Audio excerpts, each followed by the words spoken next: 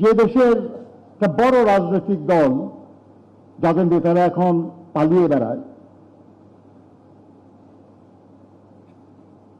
তারা দাবি করেছে যে তারা দেশে গণতন্ত্র বা স্বাধীনতা এনেছে। কিন্তু বাস্তবটি এই যে স্বাধীন বাংলাদেশে আমরা গণতন্ত্র হারিয়েছি তাদের হাতে। আর সেই গণতন্ত্রকে পুনঃপ্রতিষ্ঠা করেছেন বিএনপির চেয়ারপারসন প্রতিষ্ঠাতা শহীদ রাষ্ট্রপতি জিয়াউর রহমান বীর উত্তম।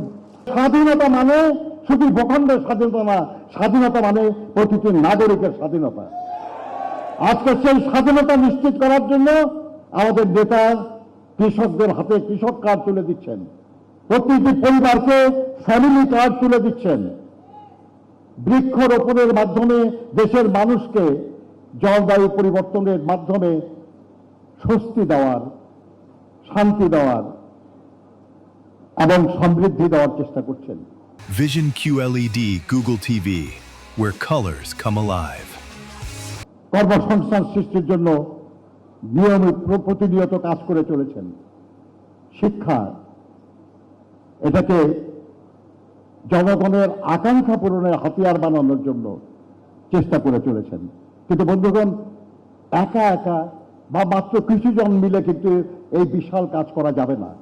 আমি আমার দলের প্রত্যেকটা নেতা কর্মীর প্রতি আহ্বান জানাবো যে আপনারা বোঝার চেষ্টা করুন যে আপনাদের সরকার কি করছে এবং সেটা জনগণকে পৌঁছিয়ে দিন। যারা এর বিরুদ্ধে অপপ্রচার চালাবে তাদের মুখের উপর শক্ত জবাব দেওয়ার জন্য আপনাদের প্রস্তুতি নিতে হবে। আমি বিশ্বাস করি আপনারা পারবেন, কারণ এর চেয়ে বড় লড়াই আপনারা বিজয়ী হয়েছেন। এই লড়াইয়ে আপনাদেরকে বিজয়ী হতে হবে। প্রকৃত স্বাধীনতা জনগণকে পৌঁছে দিতে হবে এবং এটাই আমাদের নেতার চেষ্টা, এটা আমাদের সকলের আকাঙ্ক্ষা। আসুন আমরা সবাই মিলে স্বাধীনতার সেই আকাঙ্ক্ষা পূরণের জন্য চেষ্টা করি।